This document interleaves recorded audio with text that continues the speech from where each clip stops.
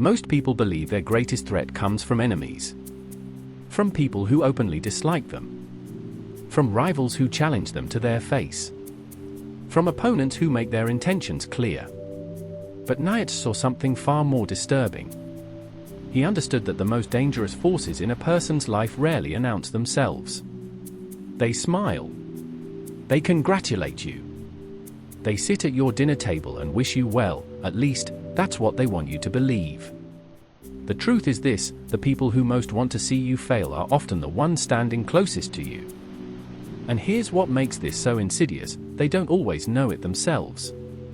This isn't paranoia. This is psychology. Carl Jung called it the shadow, the hidden parts of the human psyche that even the person carrying them refuses to acknowledge. And in that shadow lives one of the most powerful, destructive forces in human relationships: secret resentment toward someone else's success. Nietzsche had a word for it. Ressentiment. Not just jealousy. Something deeper. A quiet, festering desire to see the ambitious brought low, not because it benefits the watcher, but because it relieves them of their own inadequacy. Once you know what to look for, you'll see it everywhere. In this video, we're going to uncover the 7 signs that someone secretly wants to see you fail, so you can stop being naive, start protecting your energy, and build a life surrounded only by people who are genuinely in your corner. They celebrate your setbacks a little too enthusiastically. There's a reaction that's almost impossible to fake in reverse, and nearly impossible to hide. Watch how someone responds when something goes wrong for you. Not a tragedy, but a setback. A missed opportunity. A failed project. A plan that didn't work out. Most people will offer brief sympathy and move on. But there is a particular type of person who lights up in a way that is almost imperceptible: a flash of energy in their eyes, a slight quickening of their words, an eagerness to discuss your failure that goes just beyond what concern would require. They frame it as care. I was worried this might happen, I told you it was risky, maybe this is a sign you should reconsider. But notice what they are not doing. They are not helping you get back up. They are lingering in the moment of your fall. The psychologist Leon Festinger introduced the concept of social comparison theory, the idea that humans measure their own worth not by objective standards, but by comparison to those around them. When you stumble, someone who has been quietly measuring themselves against you experiences a brief but powerful relief. Your loss becomes, in some dark corner of their mind, their gain. Nietzsche called this the psychology of the weak, not weakness in the physical sense, but in the moral and spiritual sense. The person who cannot rise prefers to pull others down to their level rather than climb. Remember this: genuine care rushes toward your wound. Secret resentment lingers over it. They give you advice designed to keep you small. This is perhaps the cruelest sign, because it wears the mask of wisdom. Someone in your life consistently advises caution. They remind you of the risks. They reference people who tried what you're attempting and failed. They counsel you toward stability, safety, and the path most traveled. On the surface, this looks like protection. But watch the pattern carefully. Do they give this same advice to themselves? Are they themselves playing it safe? And most importantly, do they ever, even once, encourage you to rise? The Stoic philosopher Marcus Aurelius wrote that a person's true character is revealed not in moments of comfort, but in moments of choice. And the choice to suppress another person's ambition, even gently, even kindly, is always a choice rooted in something self-serving. Jung would recognize this immediately. The advisor who keeps you small is managing their own anxiety. If you succeed, you become a mirror that reflects everything they chose not to pursue. Your courage makes their compromise visible. So unconsciously, and sometimes very consciously, they steer you back toward the herd. This advice often comes from people who genuinely believe they care for you. That's what makes it so dangerous. It sounds like love. It sounds like wisdom. But its consistent effect is to shrink you. Ask yourself this: does their advice ever make you feel larger? Or does it always, somehow, make you feel like less? They downplay your wins without quite criticizing them. You share good news. Something real. Something you worked for. and the response is, technically supportive. But something feels off. That's great. Though I'm sure it wasn't easy, right? Good for you, I mean, it's not like it just happened overnight. Wow, that's impressive. I wonder how long it lasts. Schopenhauer observed that most humans cannot witness another's joy without instinctively searching for a way to reduce it. Not destroy it. Just reduce it. Just enough to restore a sense of equilibrium between them and the person succeeding. This is not full sabotage. This is something subtler, the slow draining of your enthusiasm, drop by drop, interaction by interaction. Over time, you stop sharing your victories with certain people. Not because you consciously identified them as toxic, but because experience has taught your nervous system that sharing with them costs more than it gives. That feeling is data. Trust it. A true ally amplifies your wins. A hidden enemy quietly deflates them. They disappear when you need support, reappear when you stumble. Consistency reveals character. Not declarations, not gestures, consistency. There is a certain type of person who is deeply present during your low periods. They offer comfort. They check in. They seem genuinely invested in your well-being when you are struggling. But when momentum builds, when something real starts to happen for you, they grow strangely distant. Busy, they say. Overwhelmed with their own life. Hard to reach.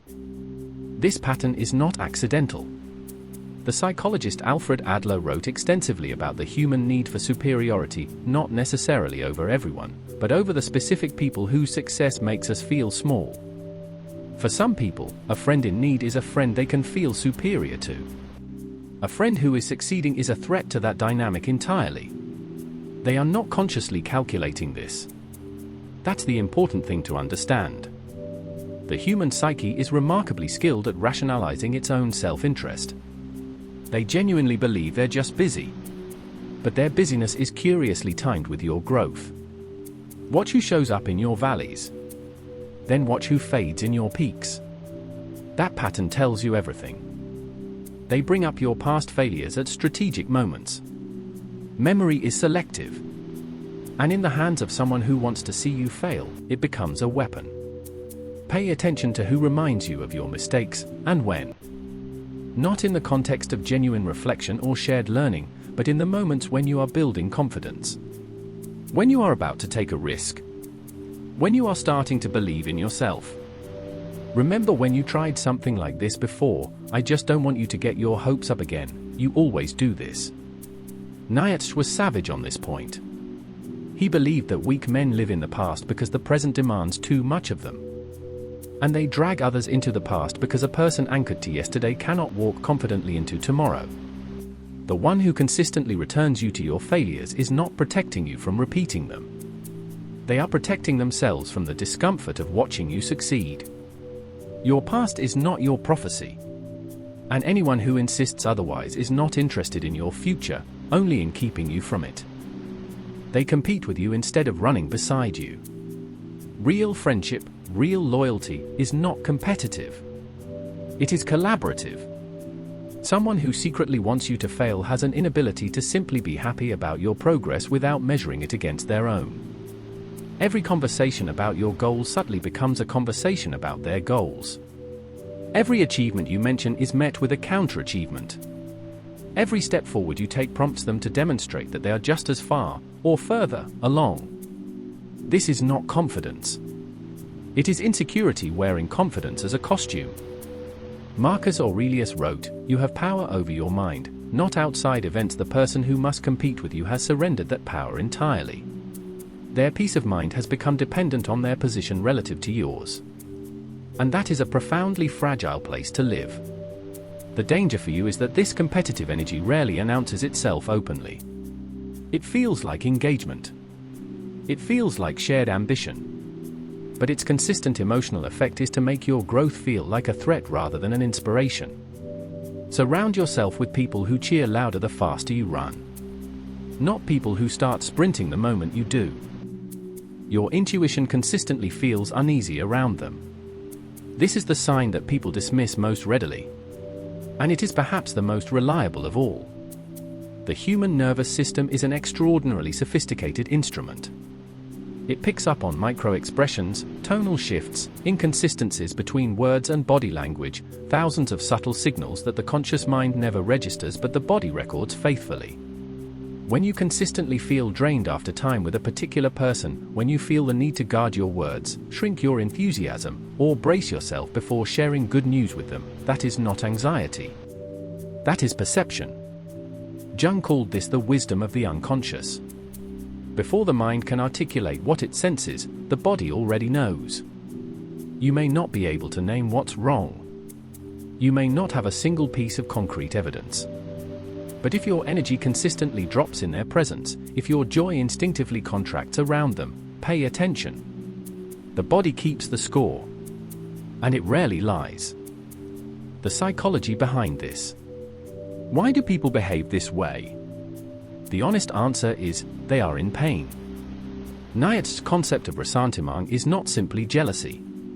It is the accumulated bitterness of a person who feels that life has given others more than it has given them, and who, unable to process that feeling honestly, redirects it outward. Toward the person who seems to have what they lack. It is not evil. It is wounded. Jung would say that these people are unconsciously acting from their shadow, the parts of themselves they cannot acknowledge. The ambition they suppressed. The risk they never took. The life they quietly abandoned. When they see those things alive in you, it creates a psychological dissonance that is almost unbearable. And the mind, rather than turning that dissonance inward, which would require honesty and courage, turns it outward. It becomes your fault for succeeding. Your fault for reminding them of what they chose not to be. Understanding this does not mean tolerating it. But it does mean seeing it clearly, without personalizing it. Their resentment is not about you. It never was. It is about the conversation they have not yet had with themselves. How to respond? Once you recognize these signs, the question becomes, what do you do? First, observe without reacting. The moment you confront resentment with emotion, you hand your power to someone who has already tried to take it. Stay calm. Stay clear. Second, stop over-explaining your ambitions. Not everyone deserves access to your vision. Protect the early stages of your growth like you would protect a flame in the wind. Share it only with people who have earned that trust. Third, quietly increase the distance. You do not need dramatic confrontations. You do not need to announce that someone is no longer in your inner circle. Simply invest your energy elsewhere. Let proximity follow loyalty. Fourth, use the resistance as fuel.